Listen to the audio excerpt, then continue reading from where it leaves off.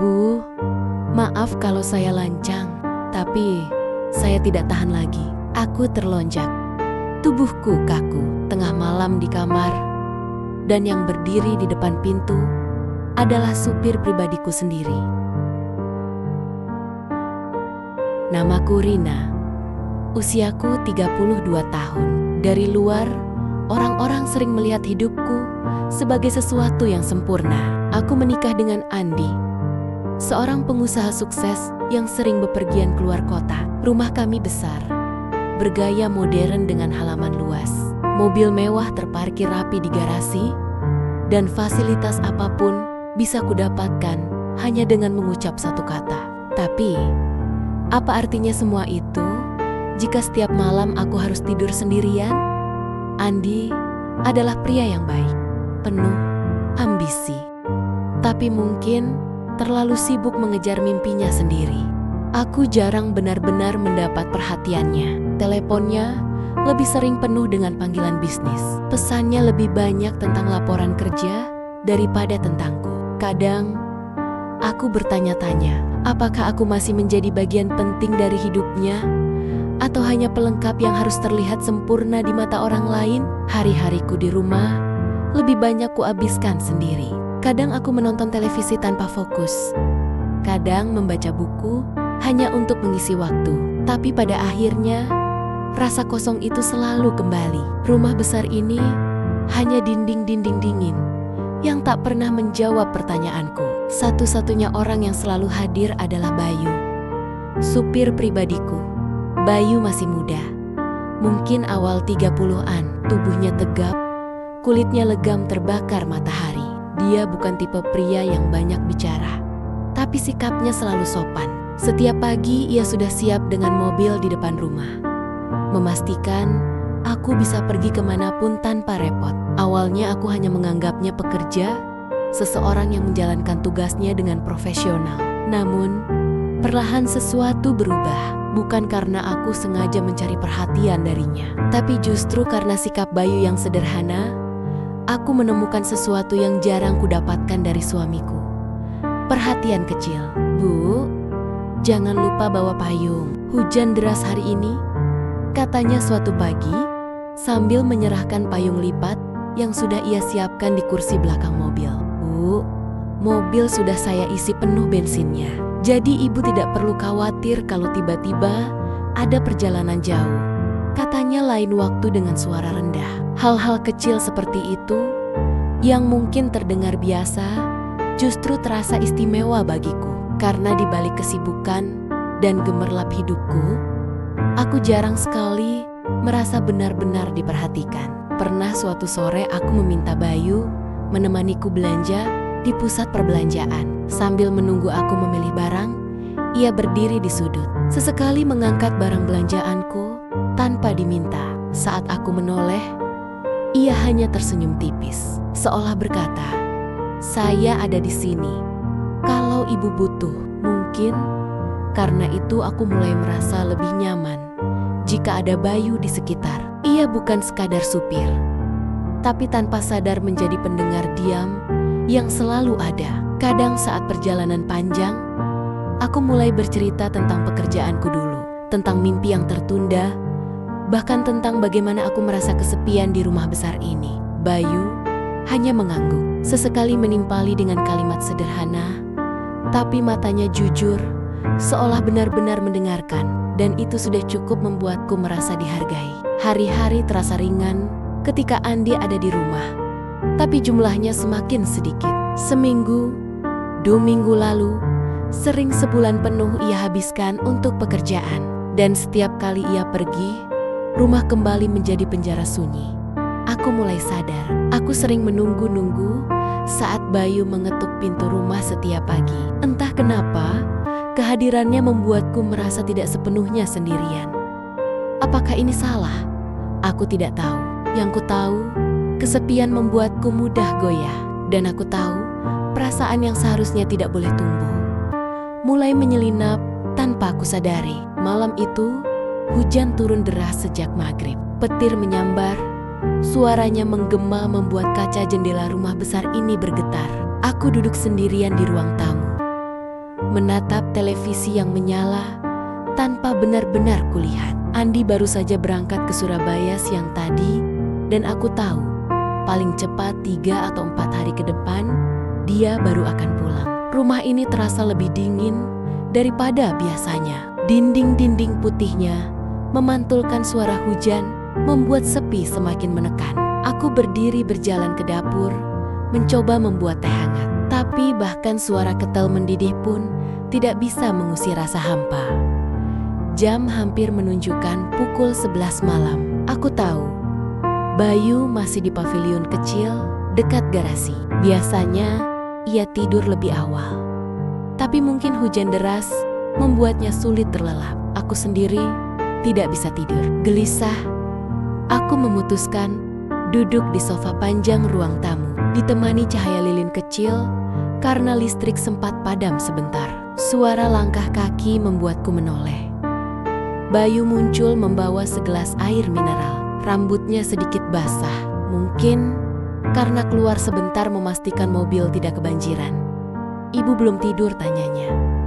Suaranya rendah tapi jelas. Aku tersenyum hambar. Tidak bisa tidur. Rumah ini terlalu sunyi kalau Mas Andi sedang tidak ada. Bayu duduk di kursi seberang ragu sejenak sebelum berkata, "Kalau boleh jujur, saya juga sering susah tidur kalau hujan begini. Rasanya semua suara jadi lebih keras. Angin, hujan, bahkan pikiran sendiri." Aku menatapnya, lalu tertawa kecil. "Kamu benar, pikiran jadi berisik, padahal rumah sunyi." Percakapan yang awalnya ringan itu tiba-tiba mengalir. Aku mulai bercerita tentang bagaimana aku terbiasa tidur sendirian, tentang rasa iri pada teman-teman yang bisa liburan keluarga, bahkan tentang masa kecilku yang penuh aturan. Bayu mendengarkan tanpa memotong. Matanya fokus, sesekali mengangguk. "Suami ibu sibuk sekali ya?" tanyanya. Hati-hati, aku menghela napas panjang. "Iya, dia baik, tapi kadang aku merasa tidak terlihat." Sunyi lagi, hanya suara hujan dan detak jam dinding yang terdengar. Lalu Bayu berkata pelan, "Kalau saya jadi suami ibu, saya tidak akan membiarkan ibu merasa sendirian." Kata-kata itu membuatku terdiam. Jantungku berdetak lebih cepat. Aku tahu seharusnya aku marah atau menegurnya karena sudah lancang. Tapi entah kenapa, kalimat itu justru terasa menenangkan. Aku buru-buru mengalihkan pandangan, mencoba menegakkan batas. "Bayu, jangan bicara seperti itu. Kamu pekerja di sini, aku majikanmu. Ada hal-hal yang tidak boleh kita campur." Dia menunduk.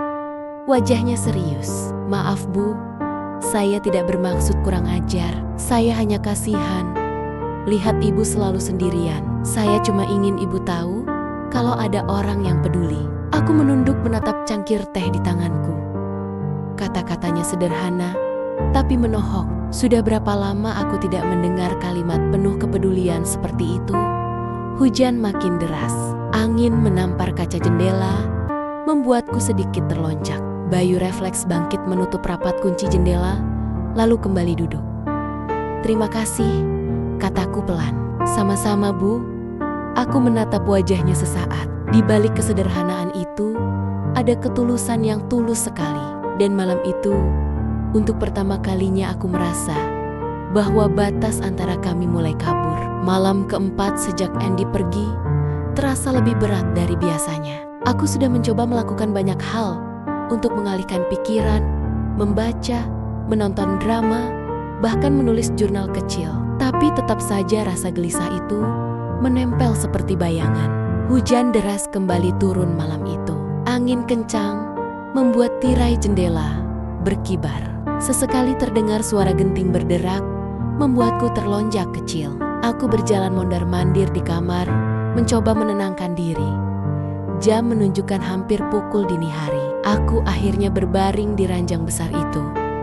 Tapi mataku enggan terpejam. Rumah ini terlalu sepi, terlalu sunyi, dan semakin terasa luas ketika hanya ada aku seorang diri di dalamnya. Aku menutup mata, berusaha tidur, tapi suara samar dari luar kamar membuatku membuka mata lagi. Awalnya Hanya langkah pelan di koridor. Lalu suara ketukan pintu sengat lembut seperti ragu. Aku menegakkan tubuh. "Siapa?" tanyaku dengan suara pelan. Pintu terbuka perlahan dan di sana berdiri Bayu. Rambutnya basah, kaos tipis melekat di tubuhnya. Wajahnya tegang, seolah sedang menahan sesuatu. "Bayu, kenapa kau di sini?" tanyaku. Jantung berdegup kencang. Dia menunduk, lalu berkata dengan suara bergetar, "Bu, maaf kalau saya lancang, tapi saya tidak tahan lagi melihat ibu begini. Selama beberapa hari ini, saya lihat ibu gelisah, tidak bisa tidur." Ia terdiam sejenak, lalu menatapku dengan mata penuh rasa bersalah. "Saya hanya ingin memastikan ibu baik-baik saja." Aku terdiam. Bagian dari diriku ingin memarahinya karena sudah kelewatan, karena masuk kamar majikannya tanpa izin. Tapi ada bagian lain dari diriku yang justru merasa lega. Lega karena ada seseorang yang peduli. "Bayu, ini tidak benar. Kau tidak boleh masuk kamarku," ucapku dengan suara yang lebih keras dari niatku. Dia menunduk lebih dalam. "Saya tahu, Bu. Saya tahu posisi saya, tapi malam ini saya hanya ingin ada di sini dekat ibu. Saya tidak minta apa-apa. Hanya jangan suruh saya pergi dulu." Aku menggigit bibir, dadaku sesak. Kata-katanya sederhana, tapi menyentuh bagian hatiku yang rapuh. Sudah berapa lama aku tidak merasakan kehadiran seseorang di malam-malam sepi seperti ini. Bayu melangkah masuk lebih jauh, tapi tetap menjaga jarak. Ia duduk di kursi pojok kamar menunduk. Tangannya meremas lututnya sendiri. Aku duduk di tepi ranjang menatapnya lama. "Kamu sadar kan, Bayu, apa yang kamu lakukan bisa menghancurkan semuanya?" tanyaku lirih. Dia mengangguk. "Iya, Mbak, saya sadar. Tapi saya juga manusia. Saya lihat Mbak setiap hari sendirian. Kuat di luar, tapi rapuh di dalam. Dan saya suaranya tercekat. Saya tidak bisa lagi pura-pura tidak peduli." Hening panjang tercipta. Suara hujan di luar semakin keras seperti menutup semua kemungkinan jawaban. Aku ingin menyuruhnya keluar, tapi lidahku keluh. Aku akhirnya berkata pelan, "Baiklah, duduklah sebentar. Tapi jangan pernah lakukan ini lagi." Bayu mengangkat wajah, matanya berkaca-kaca. "Terima kasih, Mbak." Kami duduk dalam diam, hanya ditemani suara hujan. Dan disitulah aku sadar sesuatu sudah berubah. Malam itu, garis batas yang selama ini jelas mulai retak. Bayu duduk di kursi pojok kamar. Tubuhnya tegang, wajahnya menunduk dalam. Aku masih di tepi ranjang, menggenggam ujung selimut, seolah itu bisa melindungiku dari kegugupan yang aneh. Hujan di luar belum juga reda. Petir sesekali menyambar, membuat ruangan terasa semakin menekan. Untuk beberapa menit, kami hanya terdiam. Tidak ada yang berani bicara. Tapi justru, keheningan itu membuat suasana semakin berat. Aku akhirnya memecah diam. "Bayu, aku tidak tahu apa yang kamu pikirkan. Tapi kamu harus sadar, aku istri, orang. Kamu pekerja di rumah ini. Apa yang kamu lakukan bisa menghancurkan semuanya." Bayu mendongak, tatapannya langsung menembusku. Mata itu tidak menunjukkan keberanian, melainkan ketulusan bercampur ketakutan. "Saya tahu, Bu. Saya sadar posisi saya. Tapi sejak beberapa hari ini, saya lihat ibu tidak tenang. Saya tidak tahan melihat ibu terus sendirian. Saya tidak bisa pura-pura buta lagi." Aku menunduk, merasakan dadaku sesak. Kata-katanya sederhana, tapi menusuk tepat ke inti yang selama ini berusaha kutupi. Kesepian. Suamiku memang ada, tapi sering tidak hadir. Aku merasa seperti bayangan di rumah sendiri. Dan malam ini, seseorang akhirnya berani mengatakan bahwa aku terlihat. Aku mencoba menguatkan suara. Kalau aku butuh teman bicara, aku bisa telepon sahabatku. Aku bisa pergi ke rumah orang tuaku. Aku tidak perlu supirku masuk kamarku tengah malam hanya untuk "Apa benar Mbak melakukan itu?" Potong Bayu cepat. Aku terdiam. Dia melanjutkan dengan suara bergetar. Kalau benar Mbak punya tempat untuk berbagi, kenapa masih terlihat kosong setiap hari? Aku terdiam lagi. Tidak ada jawaban yang bisa kuberikan. Sunyi menggantung lagi. Hanya hujan yang terus menari di luar jendela. Bayu akhirnya berdiri perlahan, lalu berjalan mendekat beberapa langkah. Aku menegang, jantungku berdegup kencang. Bayu, jangan, ucapku spontan. Dia berhenti, lalu berkata, saya tidak akan macam-macam. Mbak, saya hanya ingin Mbak tahu malam ini, Mbak tidak sendirian. Aku menutup wajah dengan kedua tangan, menahan air mata yang tiba-tiba muncul. Betapa ironisnya, kata-kata itu datang bukan dari suamiku, tapi dari seorang pria yang seharusnya hanya ku kenal sebagai pekerja. Bayu duduk kembali. Kali ini di kursi yang lebih dekat dengan ranjang. Kami tetap menjaga jarak, tapi jarak itu terasa semakin tipis. Aku bisa merasakan keberadaannya, bahkan bisa mendengar tarikan nafasnya. Aku takut, Bayu. Bisikku akhirnya. Takut apa, Mbak? Takut kehilangan kendali. Takut melakukan sesuatu yang nanti ku sesali. Bayu menghela napas panjang. Kalau begitu, saya yang akan menjaga. Saya di sini bukan untuk merusak. Saya hanya ingin Mbak tahu bahwa ada orang yang benar-benar peduli. Itu saja. Aku menoleh menatapnya lama. Mata kami bertemu, dan untuk sesaat aku merasa tidak sendirian. Ada kehangatan yang tumbuh, tapi kehangatan itu berbahaya. Aku tahu hanya satu langkah lagi, dan semua akan berubah. Aku akhirnya berkata pelan, baiklah, duduklah sebentar, tapi setelah ini, kembalilah ke kamarmu. Bayu mengangguk, meski terlihat enggan. Iya, Mbak, saya mengerti. Kami duduk dalam diam, hanya ditemani suara hujan. Dan di detik itu aku sadar, batas yang selama ini jelas mulai kabur. Batas antara majikan dan pekerja, antara kesetiaan dan pengkhianatan, antara kesepian dan keinginan untuk diisi. Dan semakin aku mencoba menolak, semakin aku takut bahwa suatu saat nanti batas itu akan benar-benar runtuh. Aku terbangun saat cahaya matahari pagi menembus tirai kamarku. Hujan darah semalaman telah reda menyisakan udara segar dengan aroma tanah basah. Sesaat aku bingung, apakah semua yang terjadi semalam hanyalah mimpi? Tapi kursi di sudut kamar masih ada, sedikit bergeser dari tempat biasanya. Aku teringat Bayu yang duduk di sana. Wajahnya menunduk, ucapannya bergema di telingaku. Saya hanya ingin Mbak tahu malam ini, Mbak tidak sendirian. Aku menutup wajah dengan kedua tangan. Rasa malu, bersalah, tapi juga lega, bercampur jadi satu. Tidak ada yang benar-benar terjadi antara kami. Tapi kehadirannya di kamarku sudah lebih dari cukup untuk mengguncang pondasi pernikahanku. Aku turun ke bawah, mencoba menjalani pagi seperti biasa. Aroma kopi hangat menyangkutku di dapur. Bayu rupanya sudah bangun sejak subuh, seperti biasanya menyiapkan mobil dan memastikan semua beres. Saat aku masuk, dia berdiri tegak, wajahnya tampak tegang. Selamat pagi, Mbak. Sapanya singkat. Aku hanya mengangguk. Untuk beberapa detik, kami saling tatap, tapi cepat-cepat mengalihkan pandangan. Ada jarak aneh yang baru saja lahir di antara kami. Selama beberapa hari berikutnya, suasana itu terus terasa. Bayu tetap menjalankan tugasnya dengan disiplin. Ia menunggu di depan pintu, membawakan belanjaanku, membukakan pintu mobil. Tapi tidak ada lagi percakapan hangat yang biasanya terjadi. Tidak ada lagi senyum tipis yang terasa tulus.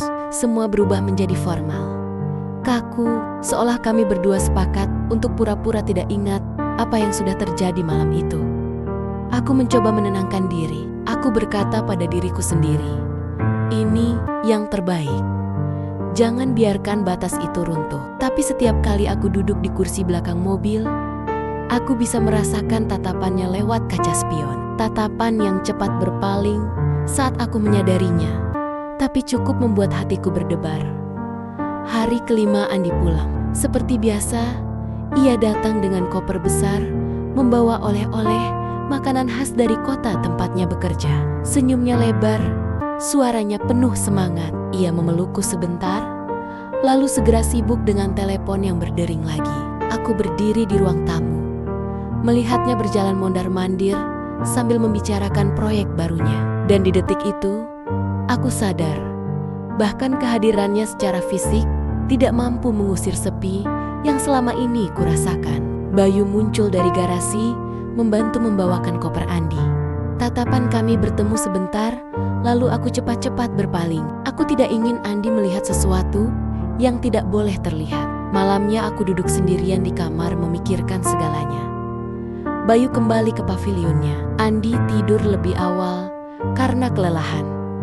Rumah besar ini kembali sunyi, tapi kali ini aku merasa sepi itu berbeda. Karena aku tahu, di sudut lain rumah ini, ada seseorang yang pernah membuatku merasa tidak sendirian. Pagi berikutnya, aku memberanikan diri berbicara pada Bayu. Bayu, tentang malam itu suaraku pelan. Dia menunduk dalam seolah sudah tahu arah pembicaraanku. Mbak, tidak perlu khawatir, saya tidak akan pernah mengulanginya lagi. Saya akan tetap bekerja seperti biasa. Tidak ada yang berubah. Aku menatapnya lama. Bibirku ingin mengatakan sesuatu. Mungkin terima kasih, mungkin aku butuhmu, tapi yang keluar hanya gumaman lirih.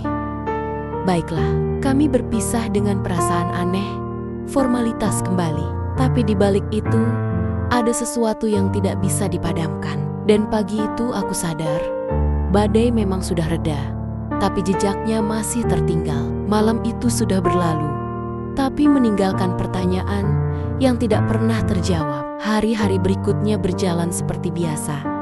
Setidaknya dari luar, Andi kembali sibuk dengan pekerjaannya. Pagi berangkat, malam pulang larut dengan wajah lelah. Aku menjalani rutinitas seorang istri yang tampak sempurna di mata tetangga. Menyambut tamu, menghadiri arisan, dan menjaga rumah tetap rapi. Semua terlihat normal, seolah tidak pernah terjadi apa-apa.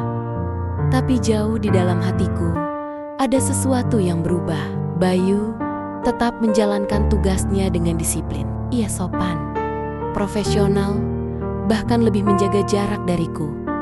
Tidak ada lagi obrolan panjang di dalam mobil. Tidak ada lagi tatapan yang bertahan terlalu lama. Kami hanya bertukar kalimat seperlunya. Mbak, mau kemana? Sudah selesai, Mbak. Mobilnya saya parkir di depan.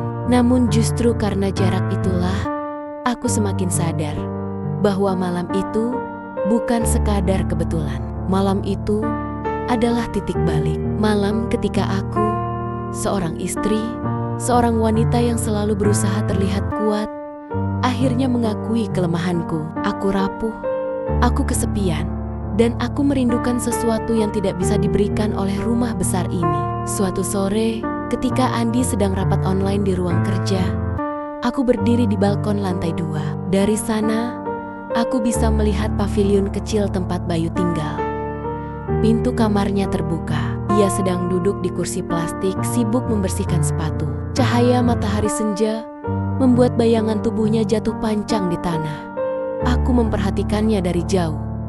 Jantungku berdetak aneh. Ada dorongan kuat untuk turun, menghampirinya, lalu berkata jujur, "Aku butuhmu." Tapi langkahku tertahan. Aku tahu sekali, aku melakukannya tidak akan ada jalan kembali. Aku akhirnya hanya berdiri diam, membiarkan bayangan sore itu menyimpan rahasia yang tak terucap. Aku menutup mata. Air mata mengalir tanpa bisa kutahan. Aku merasa bersalah, tapi juga merasa hidup. Dan aku bimbang, apakah itu dosa atau justru tanda bahwa aku masih manusia yang butuh dicintai. Sejak malam itu, aku tidak pernah lagi benar-benar sama. Aku tetap istri Andi di mata dunia, tapi di hatiku ada rahasia yang hanya aku dan Bayu yang tahu.